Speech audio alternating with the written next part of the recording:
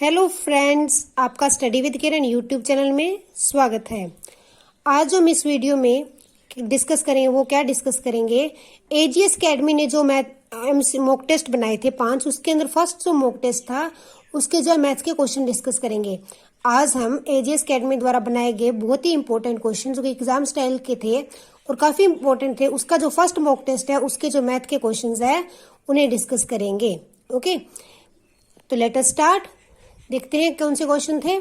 इसके अंदर हमारे पास 20 एमसीक्यूज है मैथ के, वो डिस्कस करेंगे, सोल्व करके देखेंगे। फर्स्ट क्वेश्चन था के द ओ मान पता करो जिस ਲਈ समीकरणा kx + 2y = 5 ਅਤੇ 3x + y = 1 ਦਾ ਇੱਕ हल ਹੋਵੇ। अब देखो कितना हल हुआ, एक हल हुए। हमें कंडीशन पता होनी चाहिए, क्या पता होनी चाहिए, कंडीशन पता होनी चाहिए। एक हल के लिए क्या कंडीशन होती है, a1/a2 does not equal to b1/b2, ये कंडीशन होती है एक हल के लिए। ठीक, तो सिर्फ ये कंडीशन लगा देनी है, हमने क्या करना है, ये वाली कंडीशन जो है वो यहाँ पे अप्लाई कर देनी है।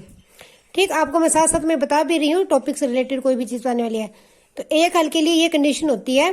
तो देखो a1 कितना है मेरे पास k, a2 कितना है 3, बराबर ना हुए, ये ध्यान रखना बराबर ना हुए।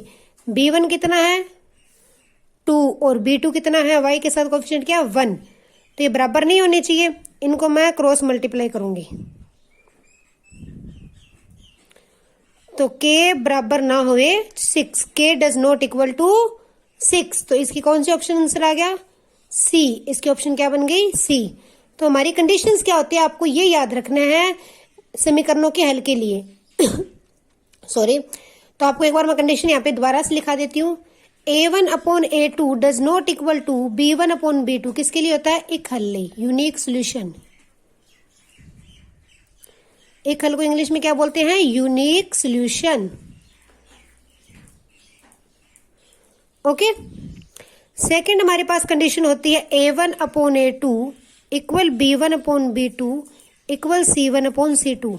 हर एक चीज आपस में बराबर आ जाए तो क्या होते हैं, अनेक हल। क्या होते हैं उस टाइम, अनेक हल होते हैं, infinite many solution, infinite many solution. ठीक, तीसरी कंडीशन होती है हमारे पास a1/a2 equal b1/b2 does not equal c1/c2, तो कोई हल नहीं। इस कंडीशन में क्या होता है, कोई हल नहीं, नो सॉल्यूशन। तो ये कंडीशंस आपको याद रखनी है।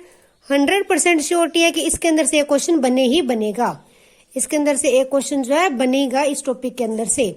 तो जब भी हमें कह दे कि हल एक हल है, दो हल है, तो हमने सिर्फ कंडीशन अप्लाई करनी है अपनी। उसने कहा एक हल है तो मैंने एक हल वाली कंडीशन लगाई, क्या होती है, a1/a2 बराबर ना हुए b1/b2। a1 क्या था k, a2 क्या था 3, b1 क्या था 2 और b2 क्या था 1। इस तरह से आ गया, इसको तिरछी गुणा की, क्रॉस मल्टीप्लाई की, तो k into 1 k does not equal to 3 into 2 6, तो k बराबर ना हुए 6, तो हमारी कौन सी ऑप्शन बन गई, सी। तो ये फर्स्ट क्वेश्चन था। अब देखते हैं सेकंड क्वेश्चन।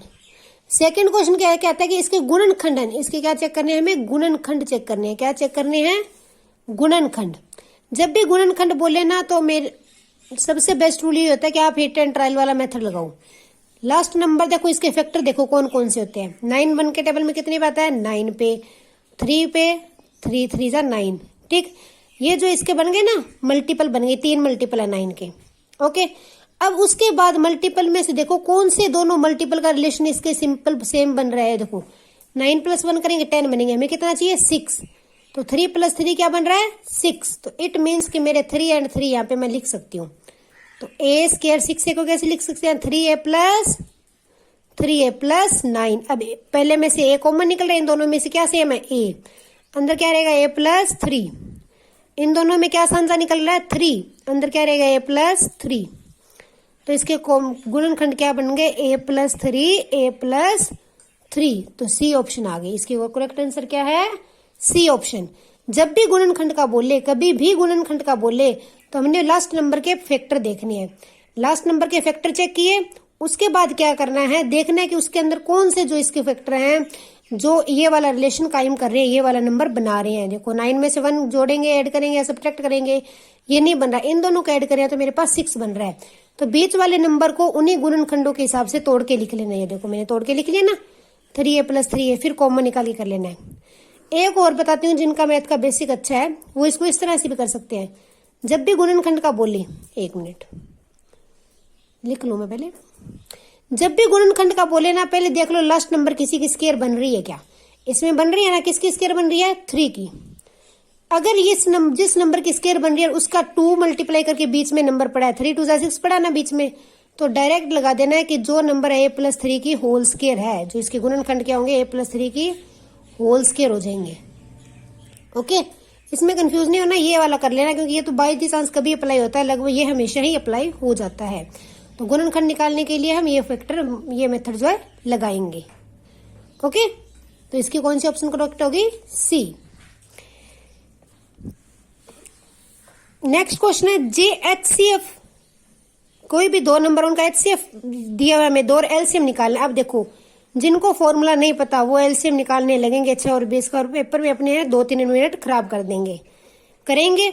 तो एक HCF और एलसीएम का फॉर्मूला होता है, चाहे एलसीएम निकालना हो या HCF निकालना हो, तो वो किसके इक्वल होता है, प्रोडक्ट ऑफ नंबर। क्या होता है, product of number, wait, upon HCF। LCM निकालना हो तो अपॉन HCF आ जाएगा, और HCF निकालना हो तो अपॉन एलसीएम आ जाएगा। ये ध्यान रखना है, ठीक। ऊपर क्या आएगी, प्रोडक्ट ऑफ नंबर। तो इसमें फॉर्मूला लगाया मैंने, एलसीएम क्या आ जाएगा मेरे पास, प्रोडक्ट ऑफ नंबर। नंबर क्या है मेरे पास, 6 × 20, नंबर आंधी गुणा संख्यावां आंधी गुणा बटा HCF।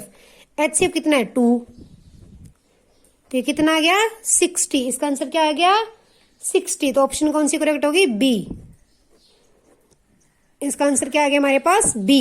देखो आप फॉर्मूला लिख भी लो, एलसीएम क्या होता है, नंबरांदी गुणा बटा HCF, और HCF होता है नंबरांदी गुणा बटा एलसीएम, ठीक। और अगर हमें कई बार ऐसे दे दे कि एक नंबर ना दे और HCF एलसीएम दे दे, तो क्या करेंगे, HCF गुणा एलसीएम बटा दिता हुआ नंबर। जो अगर दोनों नंबर दिए तो ऊपर नंबरों की गुणा, नीचे जो दिया हुआ HCF एलसीएम वो लिखना है। अगर HCF एलसीएम दोनों दिए हुए तो ऊपर उनकी गुणा लिखना है, नीचे जो है एक नंबर दिया हुआ वो लिखना है। तो ये वाला क्वेश्चन है, इस तरह से होगा। नेक्स्ट है 4th क्वेश्चन हमारा, 3 अंकां दी सब तो वड्डी ते सब तो छोटी संख्या विच अंतर है। ये तो सिंपल इजी था, एग्जाम में इस तरह का एक आधा क्वेश्चन इजी भी जरूर आता है। 3 अंकां दी सब तो वड्डी, 3 अंकों की सबसे बड़ी संख्या क्या बनती है, 999। कभी भी कह दे सब तो वड्डी संख्या 4 अंकां दी, 5 अंकां दी, 6 अंकां दी, तो उतनी बार 9 लिख देना है। और सब तो छोटी संख्या 3 अंकां दी क्या होगी, 100, 1 के पीछे 00, तो ये क्या होगी, इनका अंतर पूछा था। तो कितना आ गया, 899। इसके ऑप्शन क्या आ गई, सी। कितना आंसर आ गया, 899। ओके, नेक्स्ट क्वेश्चन है, ये वाला ध्यान से देख लेना, एग्जाम में एक तरह क्वेश्चन पूछा जा सकता है। कहते हैं 31 ते 51 दे विच पूर्ण संख्या, और इनके बीच में कितनी पूर्ण संख्याएं हैं। तो जनरली हम क्या करते हैं, इसमें से क्या, ये तो सिंपल है, हम सब्ट्रैक्ट कर दिया और 20 आ गया, 20 टिक कर दी। नहीं, ये 20 ऑप्शन क्या हो जाएगी, गलत हो जाएगी। जब भी कोई भी 2 नंबर देके उनके बीच में पूर्ण संख्याएं पूछे, तो हमने क्या करना है, उन दोनों को सब्ट्रैक्ट करना है। जो आंसर आएगा उससे एक नंबर कम होगा। अगर 20 आया तो 19 होगा, 21 आया तो 20 होगा, एक संख्या घट होगी, क्योंकि बीच में पूछते हैं। जब सब्ट्रैक्ट करते हैं ना, हम इसको अंदर इंक्लूड कर लेते हैं। इन्होंने बीच में पूछा तो बीच में कितनी होगी, इसके 19। दोनों नंबरों को घटा के उससे एक नंबर कम लिखना होता है हमेशा ही। याद ही रख लेना ये बात कि दोनों नंबरों को घटा के एक नंबर कम लिखना होता है। अगर इनका 20 आया तो कितनी होगी, 19। तो इसकी करेक्ट ऑप्शन क्या हो गई, 19। नेक्स्ट क्या है मेरे पास, J2 की पावर x - 1 + 2 के x + 1 = 320 है, तो x का मूल पता करो। ये क्वेश्चन है ना। अब देखो इस तरह का कभी क्वेश्चन आ जाए, पावर के अंदर x आ जाए, तो अगर हमारा एडिशन के अंदर दिया हुआ और बेस सेम है, एडिशन में दिया, मल्टीप्लाई में नहीं, एडिशन में दिया और बेस सेम है ना, तो पहला स्टेप क्या करना है, उसमें से स्मॉलेस्ट पावर को बाहर निकाल लेनी है, 2 की। अब इन दोनों में से 2 की छोटी पावर कौन सी है, x - 1, तो वो मैंने पावर बाहर निकाल ली। बाहर निकाल लिया, अंदर क्या बच गया, यहाँ पे इसकी जगह पे 1 प्लस यहाँ पे क्या बचेगा, देखो x माइनस 1 बाहर निकालिए तो x और x प्लस 1 दो पावर एक्स्ट्रा है ना इसके पास, तो यहाँ पे क्या बचेगा 2 की पावर 2 इक्वल किसके दिया है 320 के। अब 2 की पावर x माइनस 1 ये क्या बन गया 5 इज इक्वल टू 320। 2 की power x minus 1 is equal to 320 upon 5, ये बन गया 64। अब देखो मेरे पास 2 की पावर x माइनस 1 आ गया 64। अब क्या करना है, जो नंबर इधर है यहाँ पे 2 है तो मुझे इसको 2 की पावर्स में ही लिखना है, तो 2 की पावर 6 क्या होता है 64 होता है, करके देख लो 2 2 जा 4 2 जा 8 2 जा 16 2 जा 32 2 जा 64, तो 2 की पावर 6 लिख सकती हूँ ना 64 को मैं, तो मैंने 2 की पावर 6 लिखा 64 को। अगर बेस सेम है तो पावर क्या होती है इक्वल होती है, अगर बेस सेम और इक्वल में दिए हुए हैं तो पावर भी क्या होती है उनकी इक्वल होती है। तो x minus 1 is equal to 6, तो x कितना आ गया 6 प्लस 1 7, तो x की वैल्यू क्या आ गई मेरे पास 7। ओके, जब भी ध्यान रखना है एडिशन में दिया ऊपर x में पावर दियो, बेस सेम है तो हमने क्या करना है सेम को एलिमेंट की छोटी पावर को बाहर ले लेना है, बस बाद में सोल्व करते जाना क्वेश्चन सोल्व हो जाएगा। अगर बेस सेम हो, आपको एक और बात बताऊं, बेस सेम और मल्टीप्लाई में पावर दी हुई है ऐसे a की पावर x इंटू a की पावर है, तो वो क्या होते हैं पावर ऐड हो जाती है, क्या हो जाती है पावर जो है वो ऐड हो जाती है जुड़ जाती है। अगर बेस सेम और डिवाइड में पावर दी हुई है तो पावर क्या होती है सब्ट्रैक्ट हो जाती है, उसे क्या लिख सकते हैं x माइनस वाई। मल्टीप्लाई में है बेस सेम है तो पावर ऐड, डिवाइड में है बेस सेम है तो पावर सब्ट्रैक्ट। जो ये मेरा चैनल है इसके ऊपर मैंने ETT चार्ट 35 पोस्ट से रिलेटेड मैथ और साइंस का कंप्लीट सिलेबस कराया हुआ है, तो आप चैनल को सब्सक्राइब कर लेना और आपको हर एक टॉपिक पे डिटेल के अंदर वीडियो है वहां पे मिल जाएगी। ओके, तो आपके सारे डाउट्स हैं वो क्लियर हो जाएंगे। मैंने जो चार्ट 35 रिलेटेड से जितने भी हमारे टॉपिक है मैथ साइंस के अपने इस चैनल में कंप्लीट किए हुए हैं, आप वहां से वीडियोज भी देख सकते हैं। और अगर आपको इस टेस्ट के अंदर कोई भी डाउट लगे, कोई भी क्वेश्चन आपको ना समझ आए तो आप मुझे कमेंट करके बता देना। ठीक, नेक्स्ट क्वेश्चन देखते हैं हमारा क्या है। एक आयत का परिमाप 44 मीटर है, आयत का क्या दिया है परिमाप दिया है, इस दी भुजावां का अनुपात 6:5 है, आयत दी लंबाई पता करनी है। देखो परिमाप दिया हुआ मुझे, जब भी कोई भी चीज अनुपात में आ जाए ना सीधा याद रखना है कि उनको आपके पीछे x लगा लो और सिंपल लिख लो। मैंने लिख लिया कि लंबाई मान लेती हूं मैं 6x है और चौड़ाई मान लेती हूं 5x है। ठीक, पीछे x लगा दिया ना, अनुपात से हटाके क्या लगा दिया पीछे x लगा दिया। परिमाप दिया 44, आयत के परिमाप का फॉर्मूला क्या होता है 2 इंटू लंबाई प्लस चौड़ाई। मैं आपको कंप्लीटली सोल्व करा रही हूं बड़ा करके ताकि आपको अच्छे से समझ आए फुल एक्सप्लेनेशन के साथ। 2 इंटू लंबाई प्लस चौड़ाई, परिमाप कितना दिया हुआ है 44 इंटू 2 लंबाई कितनी है 6x, चौड़ाई कितनी है 5x। ये 44 इधर आके डिवाइड होगा तो कितना रहेगा 22, 6 plus 5 11x, x is equal to क्या आ गया 22 अपॉन 11, इधर मल्टीप्लाई में इधर आके डिवाइड, तो x क्या आ गया 2, x आया 2। यहाँ पे अगर 2 ऑप्शन है तो टिक नहीं कर देना। अब देखो लंबाई क्या बनेगी, यहाँ पे x की वैल्यू पुट करेंगे 6 इंटू 2 12, 6 इंटू 2 कितनी आ गई 12, तो मेरी लंबाई क्या आ गई 12 मीटर आ गई। कितनी आ गई 12 मीटर। ठीक, क्या करना है परिमाप दिया हुआ है अनुपात में दिया तो उनके पीछे x लगा लेना है। फिर जो हमें पता है परिमाप का फार्मूला लगाया, क्या किया फार्मूला लगा के उसके इक्वल रखे, सभी चीज को इक्वल रखे x की वैल्यू फाइंड कर ली, तो इसके ऑप्शन जो है बी वो क्या है करेक्ट है। नेक्स्ट क्वेश्चन देखते हैं क्या है। ये क्या कहता 49 रुपए 150 बच्चों विच वंडे। 49 रुपए कितने बच्चों में बांटे 150 में। हर कुड़ी नू 50 पैसे थे, मुंडे नू 25 पैसे मिले, मुंडिया की गिनती। पहले जो हम इसको डिटेल में सोल्व करना सिखाती हूँ, फिर आपको आंसर चेक करना भी सिखाती हूँ, शॉर्ट ट्रिक भी। डिटेल में इसलिए करा रही हूँ अगर आपको आंसर से करने में प्रॉब्लम हो तो आप डिटेल तरीका पता हो तो आप वो भी कर सके। देखो बच्चे कितने हैं 150, मैंने मान ली जो लड़कियां हैं वो क्या है x और जो लड़के हैं वो मान लिए y। तो मुझे बच्चे कितने दिए टोटल 150। तो लड़कियां प्लस लड़के जोड़ेंगे तो कितने हैं 150 है। 150 यही बात बनी। फिर कहता 49 रुपए बनते हैं। हर एक कुड़ी नु कितने मिले 50 पैसे। कुड़ी नु कितने मिले 50 पैसे। तो मतलब 50 इंटू एक्स करेंगे 50 इंटू एक्स प्लस मुंडे नु कितने मिले 25 पैसे। 25 इंटू वाई करूंगी तो किसके बराबर 49। अब यहाँ पे ध्यान रखना यहाँ पे उन्होंने क्या बोला पैसे और ये क्या रुपए। तो पहले रुपए को पैसों में चेंज करेंगे तो कितने आ जाएंगे 4900 पैसे, क्योंकि ये पैसे में है ना। अगर आपको सीधा इसको रुपए में लिख लिया तो ये गलत हो जाएगा। तो अब इसमें से देखो पहले ये बड़ी है तो मैं इसको छोटी कर लेती हूँ। मेरे पास 25 दोनों पास कॉमन निकल रहा है तो मैं 25 से दोनों पास डिवाइड कर देती हूँ। तो ये क्या आ गया 2x, ये आ गया y। इसको 25 से डिवाइड करेंगे तो हमारे पास आएगा 196।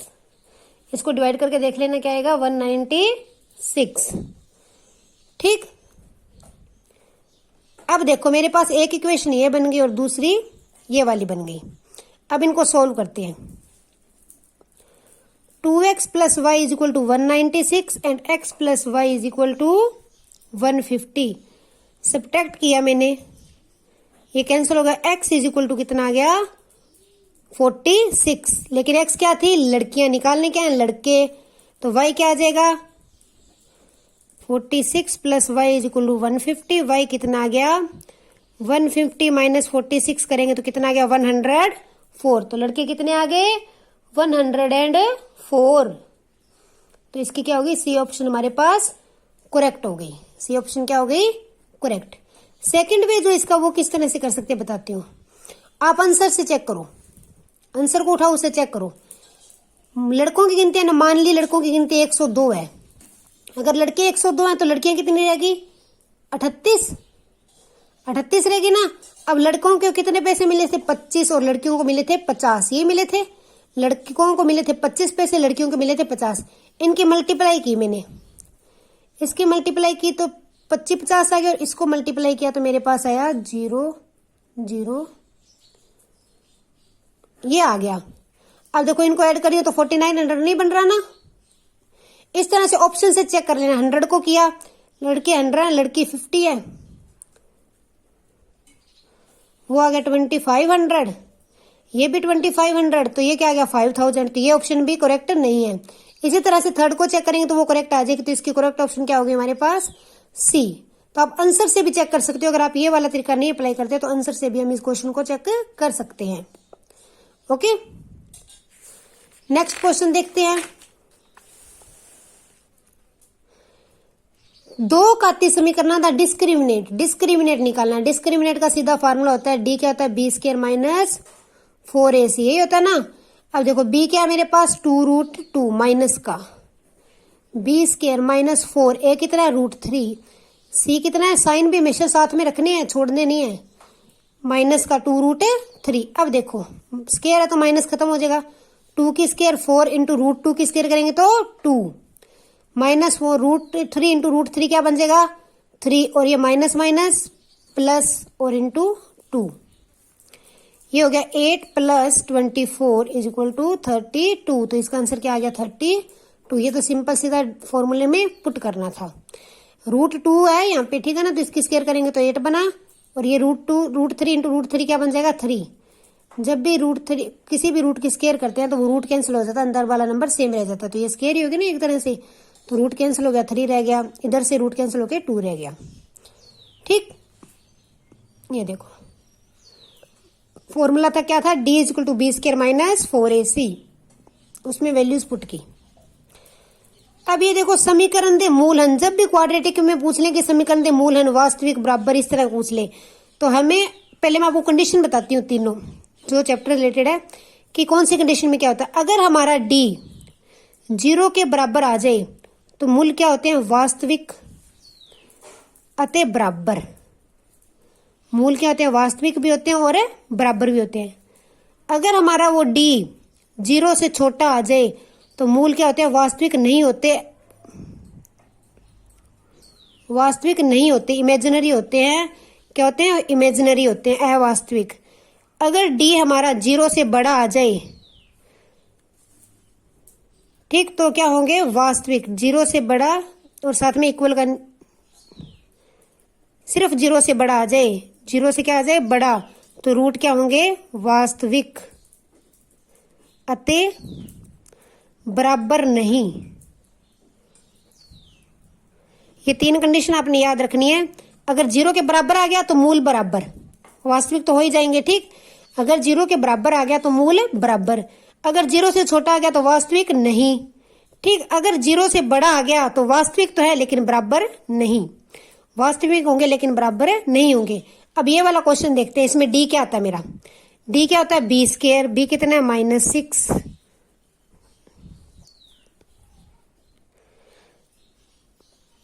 4 इंटू ए कितना है 9 और सी कितना है 1, तो ये क्या अपना 36 माइनस 36 इज इक्वल टू 0, 0 आ गया, 0 आ गया ना, डी डी 0 होता है तो क्या होता है वास्तविक अतः बराबर, तो इसकी कौन सी ऑप्शन करेक्ट होगी ए, कि मूल क्या है इसके वास्तविक और बराबर, वास्तविक अतः बराबर, ठीक। नेक्स्ट क्वेश्चन है हमारे पास, जे मूलां का जोड़ 6 ते गुणनफल -16 है, कह दिया मूलां का जोड़। जब भी हमें मूलों का जोड़ और गुणा दे दे और कह दे इक्वेशन बनानी है, तो इक्वेशन बनाने का फार्मूला क्या होता है एक्स स्क्वायर माइनस मूलां का जोड़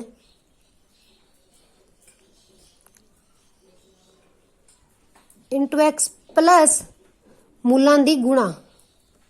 एक मिनट मैं लिख दूं फिर आपको दिखाई देगा, थोड़ी लाइट की रिफ्लेक्शन पड़ रही है। तो इक्वेशन क्या बनती है एक्स स्क्वायर माइनस मूलां दा जोड़ इंटू एक्स प्लस मूलां दी गुणा। ये वाली चीज याद रख लेना, ये क्वेश्चन भी एग्जाम में पूछ सकते हैं। तो क्या होता है एक्स स्क्वायर माइनस मूलां दा जोड़ इंटू एक्स प्लस मूलां दी गुणा, ठीक। तो अब देखो एक्स स्क्वायर माइनस मूलां दा जोड़ कितना दिया 6 लिख दिया इंटू एक्स प्लस मूलां दी गुणा कितनी दी है -16, कितनी दी है -16। तब इसको सोल्व किया x square minus 6x plus minus ये जो प्लस माइनस होता है ये फॉर्मूले, ये सारे मैंने अपनी वीडियोस के अंदर कराए हुए हैं, आप वहां से जो है डिटेल में चैप्टर करना हो तो वहां से आप कर सकते हो।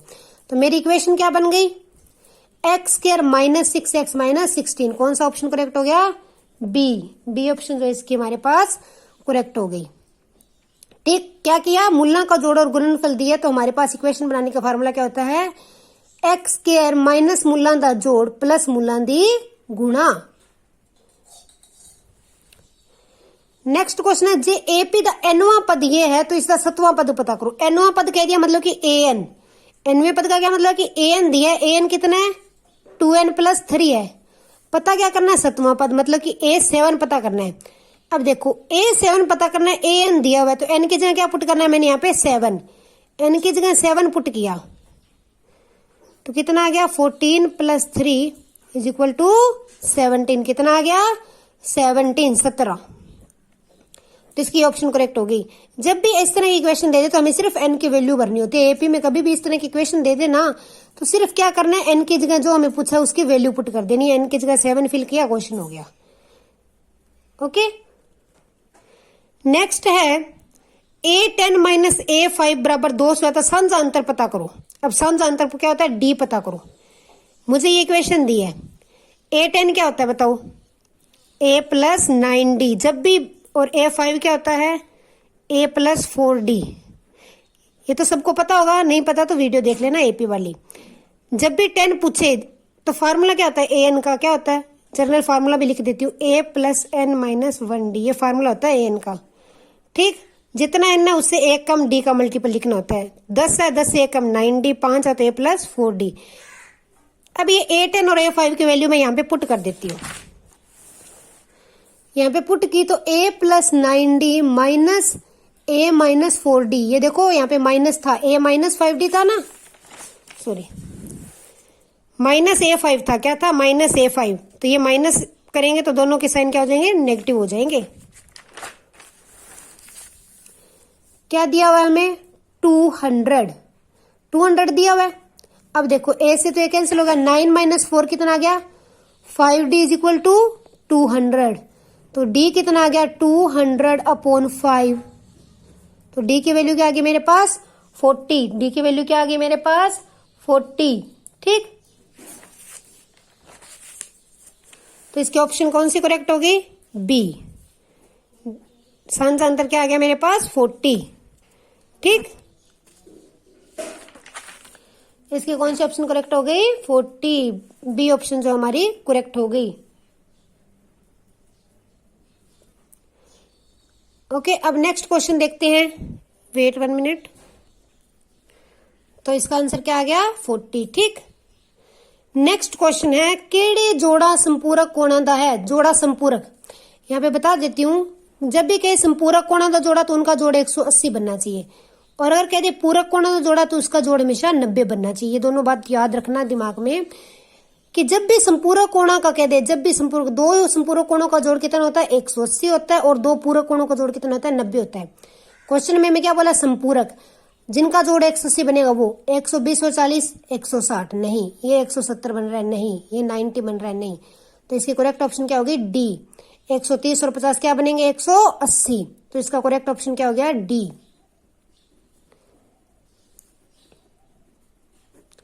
ओके, तो जब भी संपूरक कॉलम बोले तो क्या चेक करना है कि जोड़ 180 बनना चाहिए, और पूरक बोले तो 90। अब देखो नेक्स्ट क्वेश्चन क्या कहता है? एक आयत जिसकी भुजावां 12 सेंटीमीटर से 5 सेंटीमीटर है, विकर्ण की लंबाई पता करो। कभी भी आयत में या वर्ग में विकर्ण पूछ ले तो हमें पाइथागोरस लगा देनी है सीधी सीधी, क्योंकि ये 90 बनता है ना आयत और वर्ग दोनों में। तो कहते हैं जिसकी भुजावां 12 है और 5 है, ये पता करो। ठीक, तो 12 5 का एक ट्रिपलेट होता है, 5 12 और 13। तो कर्ण कितना आ जाएगा? 13। डायरेक्ट तो ऐसे मैं आपको बता देती हूँ, ट्रिपलेट याद है तो आपको, नहीं तो हम पाइथागोरस लगाएंगे। पाइथागोरस क्या कहती है? कर्ण स्क्वायर बराबर क्या होता है? लंब की स्क्वायर प्लस आधार की स्क्वायर, ये बोलता है ना। अब देखो ये पता करना है, लंब कितना है? 12 की स्क्वायर प्लस 5 की square, 144 plus 25 is equal to 169। इधर क्या मेरे पास? स्क्वायर है, तो स्क्वायर को हटाने के लिए मैं 13 की स्क्वायर क्या होती है? 169 होती है ना। 13 की स्क्वायर क्या होती है? 169। तो स्क्वायर से स्क्वायर कट के कर्ण कितना आ गया मेरे पास? 13। कर्ण की वैल्यू क्या आ गई? 13 पाइथागोरस से। जब भी वर्ग या फिर इसके अंदर हमें बोल दे विकर्ण, कह दे कि विकर्ण निकालो या फिर वर्ग का विकर्ण निकालो, तो हमें पाइथागोरस याद रखनी है कि हम पाइथागोरस लगा देंगे। ठीक, पाइथागोरस थ्योरम जो अप्लाई कर देंगे। नेक्स्ट क्वेश्चन, जे चक्कर दा अर्धव्यास पता करो जे 6 सेंटीमीटर लंबी जीवा चक्कर दे केंद्र तो 4 सेंटीमीटर दूर खिंची है। इस तरह क्वेश्चन के अंदर भी हमेशा पाइथागोरस से लगती है। चक्कर दे केंद्र तो 4 सेंटीमीटर दूर एक जीवा खिंची गई जिसकी लंबाई कितनी है? 6 सेंटीमीटर। ठीक, एक बात याद रखना, चक्कर का केंद्र है, चक्कर के केंद्र से अगर जीवा पे कभी भी परपेंडिकुलर बनाएंगे तो वो उसको इक्वल 2 भागों में बांटेगा, क्या 2 इक्वल पार्ट में डिवाइड करेगा। ठीक, तो ये मेरे पास 4 है, ये इसको इक्वल पार्ट में डिवाइड किया तो ये क्या आ गई? 3। और ये मेरे पास क्या बनेगा? अर्धव्यास। क्या बनेगा? अर्धव्यास ही बना ना। चक्कर के केंद्र से घेरे पे जो भी पॉइंट मिलता है वो क्या होता है? अर्धव्यास होता है। तो ये मुझे फाइंड करना है, तो ये पाइथागोरस लग जाएगा ना। 4 3 और 3 4 और 5 का भी ट्रिपलेट होता है। देखो पाइथागोरस लगाई, कर्ण की स्क्वायर बराबर लंब की स्क्वायर प्लस आधार की स्क्वायर, 16 प्लस 9 25 किसकी स्क्वायर होती है? 5 की स्क्वायर। तो कर्ण कितना आ गया मेरे पास? 5। तो इसकी वो अर्धव्यास कितना आ गया हमारे पास? 5। अर्धव्यास कितना आ गया? 5। ठीक, क्या करते होते हैं, जो इसका हाफ लेके और पाइथागोरस अप्लाई कर देनी है, क्योंकि चक्कर की जीवा को जो है ये हमेशा हाफ पार्ट में डिवाइड करता है। सेंटर से जो भी परपेंडिकुलर डिस्टेंस लेंगे वो जीवा को क्या करेगा, हमने इस तरह से डिस्टेंस लिया कि वो इसको परपेंडिकुलरली हाफ पार्ट में डिवाइड करे। ओके, अब नेक्स्ट क्वेश्चन देखते हैं। त्रिकोणमिति त्रिकोणा नाल उसी तरह संबंधित है जिस तरह माप। त्रिकोणमिति त्रिकोणा नाल, त्रिकोणमिति क्या करती है? त्रिकोणों का क्या बताती है? त्रिकोणों की लेंथ ब्रेड्थ और उनके बाद में रिलेशन बताती है ना। उसी तरह माप किसका रिलेशन बताता है? क्षेत्रफलों का। माप से क्या निकालते हैं? हमें ABC दिए होते हैं, मान लो ये भुजा दी हुई है, माप ये होता है ना, आयत की भुजा दे दी, उसकी चौड़ाई दे दी, लंबाई दे दी, क्या निकालते होते हैं? क्षेत्रफल ना। तो जिस तरह से त्रिकोणमिति त्रिकोणों से संबंधित है उसी तरह माप जो है ਖੇਤਰਫਲੋਂ से संबंधित है, ਖੇਤਰਫਲਾਂ ਨਾਲ। नेक्स्ट क्वेश्चन है बहुभुज ਦੇ अंदरूनी कोणों का जोड़ ਹੁੰਦਾ है। बहुभुज ਦੇ अंदरूनी कोणों का जोड़ का फार्मूला होता है, वैसे इसको ऐसे लिखते हैं n-2 इंटू 180, ये मेन फार्मूला होता है। इस तरह से भी फार्मूला लिख सकते हैं या फिर इसको इस तरह से लिखा होता है 2n-4 इंटू 90। दोनों इसी के, इसमें से 2 बाहर निकालते तो बाहर 180 है, अगर अंदर कर दिया तो 90 है। तो इसकी करेक्ट ऑप्शन क्या होगी? सी। ये तो डायरेक्ट फार्मूला याद रखना, चाहे ये हो ये हो, दोनों बहुभुजों ਦੇ अंदरूनी कोणों का जोड़ ਹੁੰਦਾ है। क्या फार्मूला? n-2 इंटू 180 या फिर 2n-4 इंटू 90, ये डायरेक्ट याद रख लेना।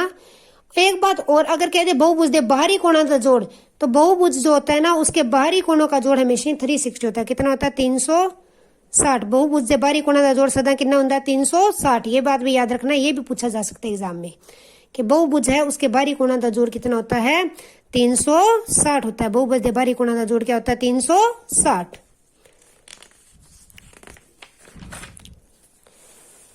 नेक्स्ट क्वेश्चन है 19th, दो बिंदुओं दे विच दूरी है। ये जो हमारा निर्देशांक ज्योमेट्री का क्वेश्चन है, कोऑर्डिनेट ज्योमेट्री का, कि दो बिंदुओं दे विच दूरी है। दूरी के लिए क्या लगाते हैं? Distance formula. डिस्टेंस फार्मूला क्या होता है? x2 minus x1 square plus y2 minus y1 square, यही होता है ना डिस्टेंस फार्मूला, ये होता है डिस्टेंस फार्मूला। अब मेरे पास x2 कितना है? -a, माइनस x1 कितना है? a, y2 कितना है? b, y1 कितना है? b। तो ये क्या बना? -2a स्क्वायर प्लस 0, ये बना ना। अंदर क्या बनेगा? 4a स्क्वायर का रूट, रूट को काटेंगे तो क्या बन गया? 2a। ये गलती मत करना कि ये -2 है तो इसके साथ रूट को कैंसिल कर दिया और आंसर आ गया -2, ऐसा कभी नहीं होता। पहले अगर नेगेटिव है तो उस पावर को सोल्व करना है। तो कितना बना? 4a स्क्वायर, 4a स्क्वायर बना ना, रूट कैंसिल किया तो कितना आ गया? 2a। तो इसकी करेक्ट ऑप्शन क्या होगी? ए, 2a। डिस्टेंस फार्मूला लगा दिया। ये टॉपिक भी मैंने कंप्लीट अपनी वीडियो में कराया हुआ है, वहां पे इसके और टाइप के भी क्वेश्चन है, देख लेना आप। तो क्या दो बिंदुओं दे विच दूरी निकालनी थी, डिस्टेंस फार्मूला निकालना था, तो इस तरह से क्वेश्चन हो जाएगा। अब थर्ड है, तीन बिंदु असमरेखी हैं जे, कि कोई भी तीन बिंदु असमरेखी है, समरेखी है। क्या है? तीन बिंदु क्या है? समरेखी हैं कदों? त्रिभुज का क्षेत्रफल 0 से बड़ा होगा। देखो त्रिभुज का क्षेत्रफल 0 से बड़ा है, मतलब कि त्रिभुज बन गई, बिंदु तो समरेखी रही नहीं। समरेखी क्या का मतलब होता है? एक ही लाइन पे तीन बिंदु होना। क्या होगा? तीन बिंदु क्या होंगे? एक ही लाइन पे होंगे। ये तो अगर त्रिभुज का कुछ क्षेत्रफल आ गया तो वो त्रिभुज बनेगी, तो वो तो ये ऑप्शन तो होगी रोंग। त्रिभुज का क्षेत्रफल 0 तो कट, कभी भी क्षेत्रफल 0 से कम नहीं होता।